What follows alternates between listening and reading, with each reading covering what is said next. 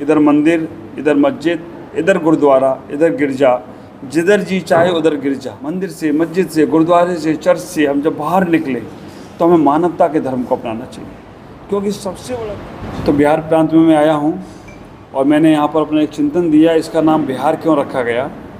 क्योंकि यहाँ बिहार में हमारे संतों का, भगवंतों का बहुत बिहार हुआ। भगवान महावीर यहाँ बिहार में ही बिहार करे। दूसरे नंबर पर बुद्ध भगवान भी यहाँ बिहार में ही बिहार करे। और तीसरे नंबर पर मैं आपसे कहना चाहूँगा, जो आज समेत शिखर तीर्थ झारखंड में है वो पहले बिहार में ही होता था। तो जहाँ से भगवान का शाश्वत बिहार हुआ उसको बिहार प्रांत कहते हैं। और बिहार के लोग बहुत अच्छे हैं, क्योंकि जो मानवता को समझते हैं, साधु संतों के सम्मान का ख्याल रखते हैं और अपनी संस्कृति को पहचानने का प्रयास करते हैं। तो बिहार में मेरा प्रांत में आना हुआ है, मैं बहुत खुश हूँ। अच्छा है, यहाँ बहुत अच्छा लग रहा है। क्या संदेश देंगे? मैं एक ही बात कहना चाहूँगा कि जो भी जिस धर्म को मानना चाहता है, हमारा भारत देश स्वतंत्र देश है और इस भारत देश में हमें स्वतंत्र रूप से हर चीज़ करने का प्रावधान है। मंदिर, मस्जिद, गुरुद्वारे और चर्च, हमें जहाँ जाना है वहाँ जाएं। इधर मंदिर, इधर मस्जिद, इधर गुरुद्वारा, इधर गिरजा, जिधर जी चाहे उधर गिरजा। कोई दिक्कत नहीं है, सबका कल्याण होगा। लेकिन मैं कहना ही चाहता हूँ, मंदिर से, मस्जिद से, गुरुद्वारे से, चर्च से हम जब बाहर निकले तो हमें मानवता के धर्म को अपनाना चाहिए, क्योंकि सबसे बड़ा धर्म मैं मानता हूँ कि मानवता का धर्म सबसे बड़ा धर्म है। क्योंकि जिसके अंदर मानवता है उसके अंदर हर परमात्मा का वास होता है। तो हम यही संदेश सभी को देना चाहेंगे कि आत्मीयता से रहें, प्यार से रहें, प्रेम से रहें। नफ़रत की जो आग हमारे अंदर सुलग रही है उससे हमारा कभी कल्याण होगा नहीं। हम अपने जीवन में अच्छे भाव, अच्छे विचार रखें हर किसी के प्रति, तो हमारा कल्याण निश्चित ही है। जियो और जीने दो का एक ऐसा संदेश है, लिव एंड लेट लिव का, कि जो मानवता के अंदर, जिसके अंदर ये संदेश जन्म ले लेता है वो अपना भी कल्याण करता है और जग जग का कल्याण करता है। मैं महावीर के 5 सिद्धांतों के बारे में बताऊं। भगवान महावीर के 5 सिद्धांत हैं: अहिंसा, अचौर, अझूठ, अकाम, अपरिग्रह। अहिंसा, किंचित भी हिंसा नहीं होने देना। आप विचार करके रखना, भगवान महावीर का अहिंसा का सिद्धांत हमारे पूरे भारत में ही नहीं पूरे विश्व में अगर लागू हो जाए तो हम कहेंगे आतंकवाद जैसी समस्या हमारी चुटकियों में ख़त्म हो सकती है। भगवान महावीर का दूसरा सिद्धांत है अझूठ, झूठ नहीं बोलना।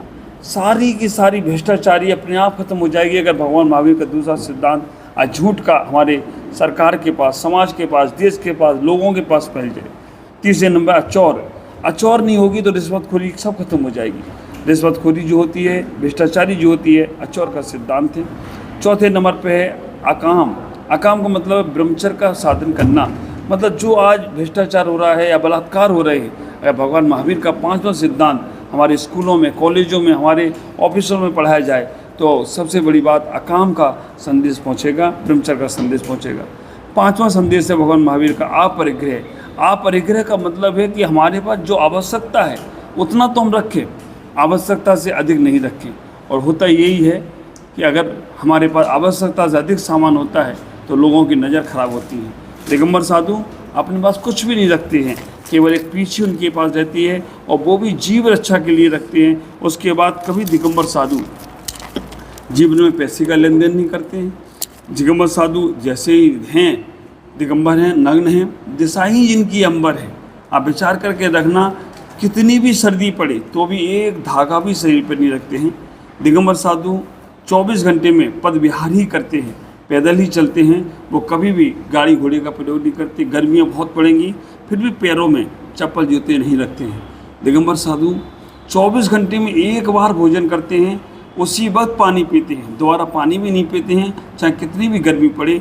उसी वक्त 9 बजे 10 बजे ही भोजन करते हैं, खड़े होकर भोजन करते हैं।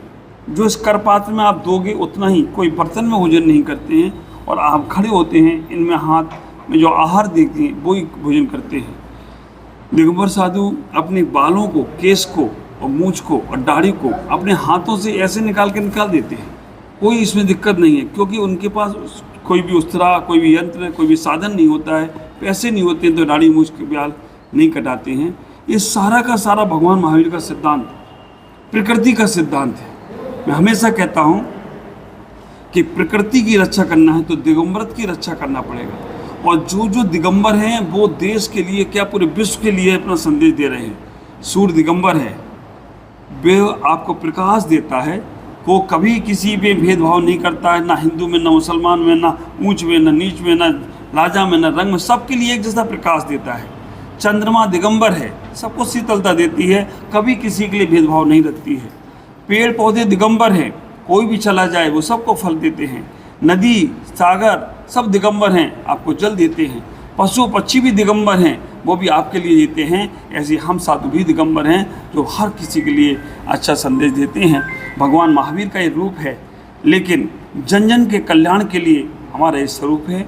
तो मैं इतना ही संदेश देता हूँ कि जो प्रकृति की रक्षा है, वास्तव में दिगंबर साधु की रक्षा वो यहाँ नहीं पूरे विश्व में भ्रमण करते हैं। तो हमेशा एक ही संदेश देते हैं कि मानवता प्रेम से रहे, आत्म कल्याण करें, एक दूसरे के में अच्छा सोचने का प्रयास करें। जिस प्रकार देखा जा रहा है यूक्रेन और रूस में जिस प्रकार जंग छिड़ा हुआ है, ये आने वाले जो नस्ल है उसके लिए काफ़ी खराब समय है, घातक सिद्ध हो रहा है। क्या संदेश देंगे? इसके लिए मैं एक ही संदेश देना चाहूँगा, यूक्रेन में और जो युद्ध चल रहा है रूस के अंदर, हमारी महिला शक्ति जागृत हो। आप विचार करके रखना, माता एक वो संस्कार बच्चों को दे सकती है। माता 100 टीचर्स 1 मदर, एक माँ वो संदेश दे सकती है कि विश्व युद्ध को समाप्त करा सकती है। तो मैं वहाँ ये संदेश दूंगा कि वहाँ की महिलाओं को जागृत होना है, अपने पति को, अपने बेटों को समझाना है कि हमें ऐसे युद्ध में आगे नहीं बढ़ना चाहिए, और एक दूसरे को बैठकर सुलह करें। देखो युद्ध बहुत हुए, हमारे जैन आगम का एक युद्ध में आपको बताऊं, ऐसा नहीं है कि जैन आगम में युद्ध नहीं हो। हमारे यहाँ भरत चक्रवर्ती और बाहुली भगवान दोनों भाई थे, दोनों में युद्ध हुआ, दोनों में युद्ध हुआ बहुत। चक्रवर्ती थे भरत, आज जिनके नाम से भारत देश जाना जाता है, तीर्थंकर आदिनाथ के प्रथम पुत्र भरत चक्रवर्ती। तो जब युद्ध हुआ दोनों में, तो दोनों के जो मंत्री थे उन दोनों ने आपस में बैठ के बात करी, हम लोग लड़ेंगे, पब्लिक मरेगी, क्या करना चाहिए। तो दोनों में युद्ध का फाइनल हुआ कि दोनों अपनी शक्ति दिखाए, आप अपने चक्कर में हमारे सैनिकों को न बनना पड़े। तो दोनों ने युद्ध लड़े, अहिंसक युद्ध। कैसा? पहला युद्ध लड़ा उन्होंने दृष्टि युद्ध, एक दूसरे को कितनी देर देख सकते हैं। दूसरा युद्ध लड़ा उन्होंने जल युद्ध, एक दूसरे पर पानी फेंके, जिसने मुँह टेढ़ा कर लिया उसका वो हारेगा। और तीसरा मल्ल युद्ध। ये 3 युद्ध लड़े अहिंसक, उससे वो जीत गए। तो मैं ये संदेश देना चाहूँगा कि वहाँ की मातृ शक्ति जागृत हो और समझाने का प्रयास करें। दोनों देश के राजा आपस में बैठें, सुलह करें, तभी हमारा संस्कृति बचेगी और हमारा देश बचेगा। देश के अंदर में पाठ्यक्रम में अगर भगवान महावीर के संदेश को डाल दिया जाए तो उसका क्या फ़ायदा मिलेगा? बहुत सुंदर, मेरे मन की बात आपने कह दी है। वास्तव में मैं कहना चाहूँगा, अगर पाठ्यक्रम में भगवान महावीर के संदेशों को, भगवान महावीर की कहानियों को डाला गया तो हमारा पूरा भारत देश एक प्रकाशमय देश होगा, जागृत देश होगा। और वो कहानियाँ हमारे शूरवीरता की कहानियाँ होंगी, और जिससे हमारे घर के, परिवार के, आपस के बहुत सारे झंझट खत्म होते चले जाएंगे और हमारे देश को एक नई दिशा मिलेगी। अगर पाठ्यक्रम में भगवान महावीर के संदेशों को, भगवान महावीर की कहानियों को, भगवान महावीर के जीवन शैली को दिया जाए। भगवान महावीर का शैली ऐसी शैली है कि उनको सांप ने भी डसा तो उन्होंने दूध देकर उसका अमृत पिला दिया, और कहीं भी उसके लिए प्रतिशोध मन में नहीं लाया। तो आप अपने आप मन में सोचेंगे, भगवान महावीर का संदेश है कि हमें अगर किसी को अच्छा बनाना है तो हमें उसके प्रति अच्छा सोचना पड़ेगा। भले हम बातचीत ना करें, लेकिन अच्छा सोचना प्रारंभ करें। अच्छा सोचना, गांधी जी के 3 मंत्र थे, बुरा मत देखो, बुरा मत सुनो, बुरा मत बोलो, 3। लेकिन मेरे तरुण सागर जी महाराज, जिनको आप सब जानते हैं, तरुण सागर जी ने एक चौथा बंदर तैयार किया, उसने सर पे हाथ रखा है, वो कह रहा है बुरा मत सोचो। तो भगवान महावीर का संदेश यही है कि अगर वो पाठ्यक्रम में चालू हो जाए तो हमें किसी के बारे में बुरा नहीं सोचना है, और जब बुरा सोचना बंद करेंगे तो सब कुछ अच्छा हो जाए, तो कोई आश्चर्य की बात नहीं। आज के इस भागदौड़ में लोग सब परेशान हैं, सब दौड़ रहे हैं, शांति नहीं है। शांति कैसे मिल सकता है इंसान? बहुत सुंदर, शांति कहीं बाहर नहीं है। मैंने एक ऐसे आप लोग जैसे पत्रकार भाई मेरे पास बैठे थे, सरस्वती पुत्र थे, तो मैंने एक युवक से पूछ लिया, युवक से कि भाई शांति कैसे आएगी? तो बोला महाराज बड़ी आसान है, शांति नाम की लड़की से शादी कर लो, शादी शांति रह जाएगी। मैंने नहीं, वो तो अशांति फैला सकती है। तो भाग दौड़ में शांति कहीं बाहर नहीं है, अपने आप में लौटने का प्रयास करें। और मैं वास्तव में कहना चाहूँगा आप सबसे, शांति बाहर नहीं है, अपने अंदर है।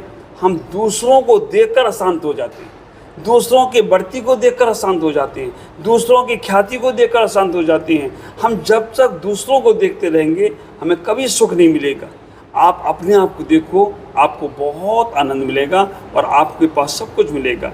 पढ़ाई अमानत को देखकर हैरान मत होइए, खुदा तुम्हें भी देगा, परेशान मत होइए। इसलिए जो व्यक्ति अपने आप को देखता है वो हमेशा शांत रहता है, और जो व्यक्ति दूसरों को देखने का प्रयास करता है उससे कभी भी शांत नहीं किया जा सकता है। आखिरी में जब राम नाम हो जाएगा उसका, तभी कहेंगे ये आदमी शांत हो गया। अपने आप को देखने वाला जीवन भर शांत रहता है।